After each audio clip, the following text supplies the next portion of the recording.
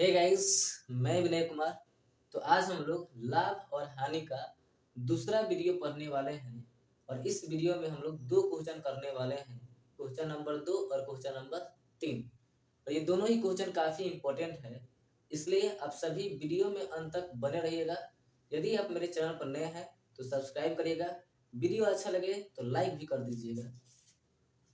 Question है, एक व्यापारी 27 रुपए में एक वस्तु खरीदता है, विक्रय मूल्य के 10% लाभ पर बेच देता है, तो वस्तु का विक्रय मूल्य ज्ञात करना है।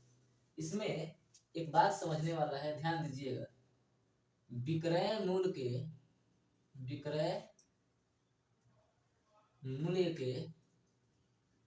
10% लाभ पर बेचता है। अगर ऐसा क्वेश्चन कर दे, क्रय मूल्य के 10%, क्रय मूल्य के 10% लाभ पर ये दोनों बात समझने वाला है। देखिए, विक्रय मूल्य के 10% लाभ पर, तो 10% का अगर फ्रैक्शन वैल्यू आप तोड़ेंगे तो 10% का मतलब होता है बटा में 100। तो 10 है कि 10 है, 10 दुनिया का 100, तो आ गया 1/10। इसका मतलब है कि विक्रय मूल्य जो है आपका, विक्रय मूल्य को हम सेलिंग प्राइस कहते हैं, विक्रय मूल्य जो है आपका 10 रुपया है, ठीक है। और लाभ जो है आपका 1 रुपया का हुआ, प्रॉफिट यानी लाभ जो हुआ 1 रुपया का हुआ।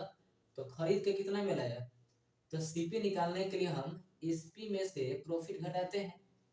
तो एसपी कितना है आपका 10 और प्रॉफिट कितना है 1, तो 10 में से 1 गया 9 आ गया आपका, ठीक है। इसका मतलब यह है विक्रय मूल्य के 10% लाभ का अर्थ है कि जो हर में वैल्यू आएगा, जो हर में मान आएगा, वह विक्रय मूल्य कहलाएगा।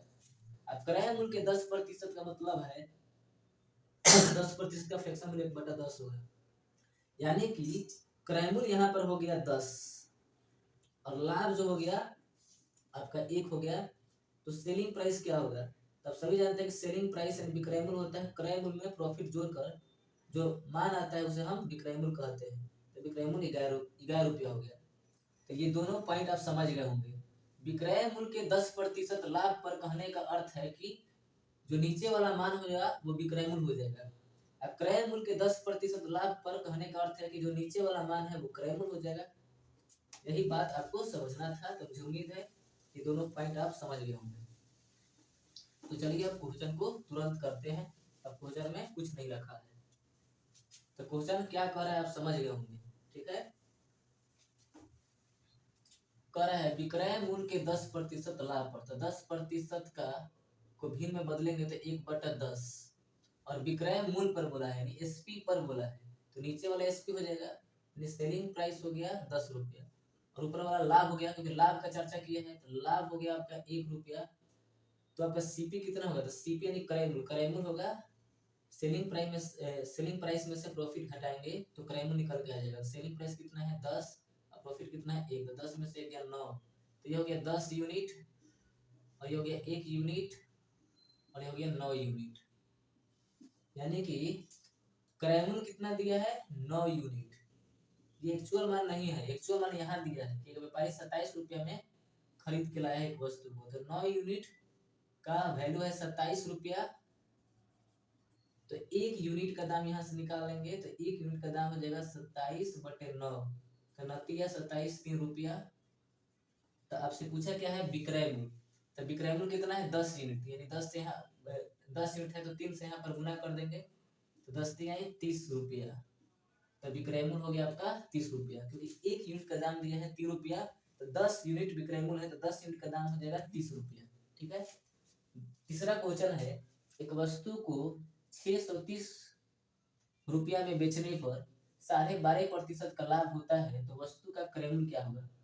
तो कितना का लाभ होता है 12.5% का लाभ होता है, तो 12.5% को अगर भिन्न में बदलेंगे तो 1/8 आएगा, यानी ये हो गया क्रय मूल्य। तो खरीदा कितना में 8 रुपया में, 1 रुपया लाभ लेकर बेच कितना में दिया आपका 9 रुपया में, 9 यूनिट सामान कितना दिया है 630, तो यहाँ से 1 यूनिट निकाल लेंगे, तो 1 यूनिट निकालेंगे तो 630 भागा 9, तो 9 7 63 70, तो 1 यूनिट का अर्थ हो गया 70 रुपया। तो आपसे क्या पूछा है, जो पूछा है बता सकते हैं, क्रैमल पूछा है। तो क्रैमल कितना है 8 यूनिट। तो 1 यूनिट 70 को रिप्रेजेंट कर रहा है, तो 8 यूनिट अगुने 70 कितना होगा 560, यानी कि क्रैमल जो होगा आपका 560 रुपया हो जाएगा। मुझे उम्मीद है ये दोनों क्वेश्चन आपको समझ में आया होगा। तो मिलता है अगले वीडियो में। जय हिंद जय भारत।